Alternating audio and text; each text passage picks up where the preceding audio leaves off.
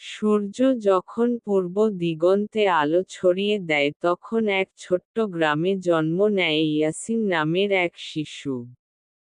তার চোখে ছিল অদম্য স্বপ্ন, হৃদয়ে ছিল অফুরন্ত ভালোবাসা ইসলাম ধর্মের প্রতি। ছোটবেলা থেকেই ইয়াসিন ছিল অন্যদের চেয়ে আলাদা, তার আচরণে নম্রতা, কথায় সততা, এবং কাজে নিষ্ঠা ছিল। গ্রামের প্রতিটি মানুষ তাকে ভালোবাসত। তার বাবা ছিলেন একজন আলেম, যিনি প্রতিদিন গ্রামের ছোট মসজিদে নামাজ পড়াতেন এবং ইসলামিক শিক্ষা দিতেন।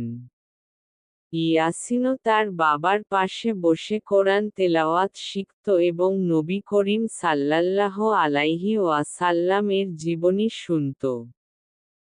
দিন দিন ইয়াসিন বড় হতে থাকে, তার হৃদয় ইসলামের জন্য ভালোবাসা আরও গভীর হয়। একদিন গ্রামের মসজিদে এক পরিদর্শক আলেম আসেন। তিনি বলেন, পৃথিবীতে ইসলাম প্রচার করা এবং সত্যের জন্য জীবন উৎসর্গ করা আল্লাহর অতি পছন্দনীয় কাজ। ইয়াসিনের অন্তরে সেই দিন একটি আগুন জ্বলে ওঠে। সে সিদ্ধান্ত নেয় সে তার জীবন আল্লাহর পথে উৎসর্গ করবে। সে পড়াশোনা শুরু করে, দিনরাত কঠোর সাধনা করতে থাকে ইসলামী জ্ঞান অর্জনের জন্য।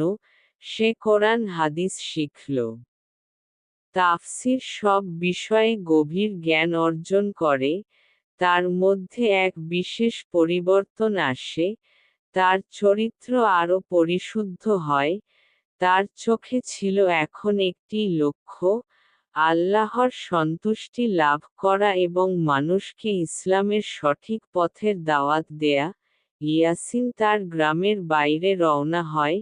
সে শহরে গিয়ে বড় বড় আলেমদের সাথে দেখা করে এবং তাদের কাছ থেকে শিখতে থাকে। একদিন এক বুড়ো আলেম তাকে বলেন, সন্তানের মতো তুমি সত্যিকারের একজন দাওয়াতি হয়ে উঠেছ।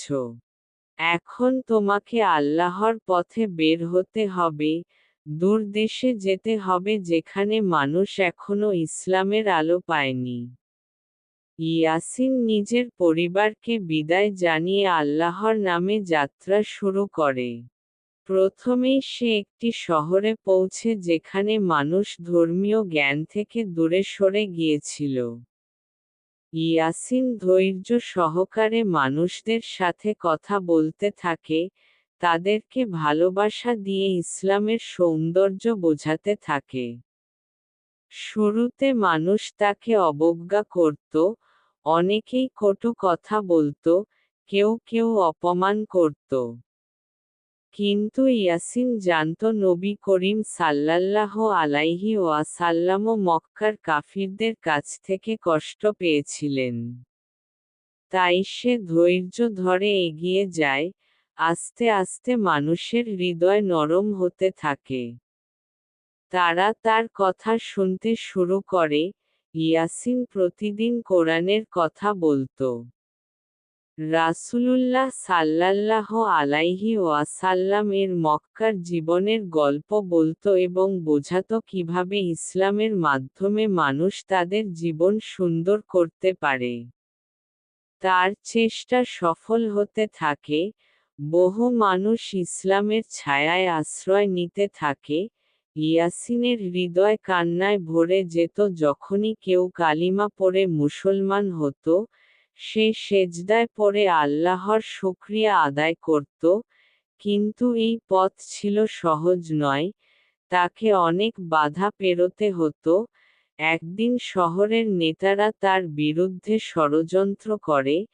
তারা ইয়াসিনকে শহর ছেড়ে চলে যেতে বলে, নইলে শাস্তি দেওয়া হবে। ইয়াসিন তখন রাতের আঁধারে আল্লাহর উপর ভরসা করে নতুন এক অজানা অঞ্চলের উদ্দেশ্যে রওনা হয়, যেখানে শুরু হয় তার জীবনের আরও কঠিন অধ্যায়।